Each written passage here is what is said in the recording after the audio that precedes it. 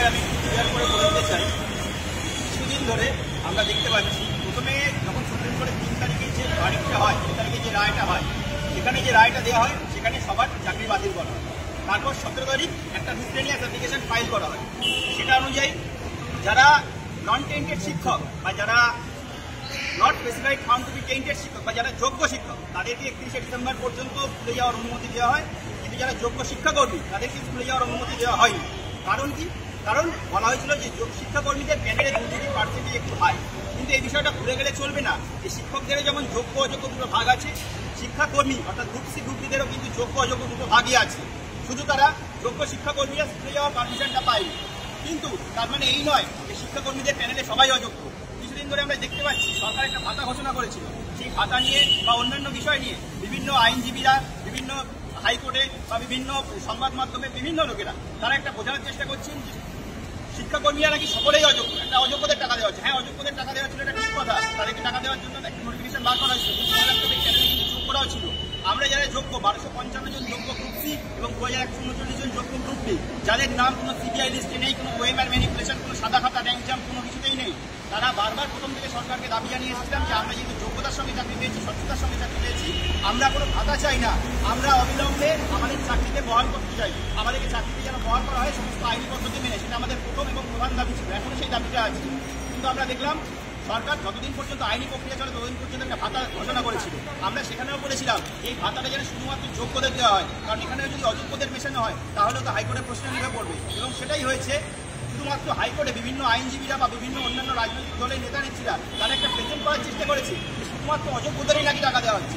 এটা করে আমাদের যোগ্য যারা শিক্ষাকর্মী আছে তাদের প্রচণ্ড পরিমাণ সম্মানহানি হচ্ছে এবং অন্যান্য বিভিন্ন সমস্যার মধ্যে তো আমরা আছি, যেহেতু আমাদের বেতন বন্ধ। আমরা সরকারকে এর আগে বহু রকমভাবে বুঝিয়েছি, শিক্ষামন্ত্রীকে বহুবার চিঠি দিয়েছি, বহুবার মুখ্যমন্ত্রী দপ্তরেও চিঠি দিয়েছি।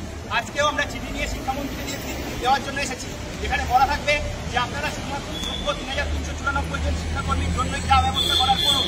প্রতিবার যোগ্য অযোগ্য মিশিয়ে দিয়ে আমাদেরকে এরকম গিনিপিগের মতন এক্সপেরিমেন্ট করা বন্ধ করুন আমাদের সঙ্গে। পরিষ্কার কথা, 1255 জন যোগ্য গ্রুপ সি এবং 2139 জন যোগ্য গ্রুপ ডি, এরা প্রত্যেকে মেধার ভিত্তিতে এবং সমস্ত প্রতিযোগিতার পক্ষে এবং সরকারের বিপুল দুর্নীতি পক্ষে তারা চাকরিটা পেয়েছিল। তাই তারা যোগ্যদের মধ্যে যোগ্যতম, তাই তাদের জন্য অগ্রাধিকার দিয়ে ব্যবস্থা করা উচিত। আজকে যোগ্য শিক্ষাকর্মীরা বিভিন্ন জায়গায় অসুস্থ, তারা শারীরিকভাবে অসুস্থ হয়ে পড়েছে, তাদের বাড়িতে লোনের চিঠি আসছে, তাদের যাদের ব্যাংক লোন ছিল, বাড়িতে বাবা মায়েরা, বৃদ্ধ বাবা মায়েরা অসুস্থ।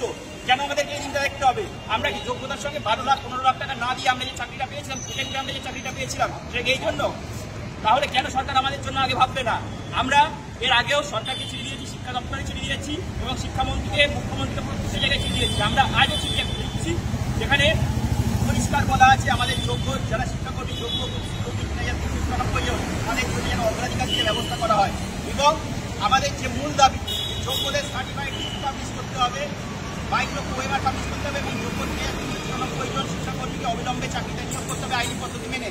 এই দাবিতে আমরা বুধবার দিন এসএসসি ভবন অভিযান করছি। আমরা আশা করব তার আগেই সরকার আমাদের সঙ্গে আলোচনায় বসে সুষ্ঠুভাবে শুধুমাত্র যোগ্যদের জন্য সমস্যার সমাধান করবে। এটা আমার অনুরোধ সরকারের কাছে সবার মাধ্যমে, যে সরকার যেন অবশ্যই আবার বারবার ধরে অযোগ্যদের সঙ্গে আমাদের ঘুরিয়ে না দেয়, অযোগ্যদের সঙ্গে আমাদের এই যোগ্য 3394 জন শিক্ষাকর্মীকে যেন ঘুরিয়ে না দিয়ে শুধুমাত্র আমাদের জন্য যেন নির্দিষ্ট কোনো ব্যবস্থা করে। এটাই আমাদের অমিত বলছি।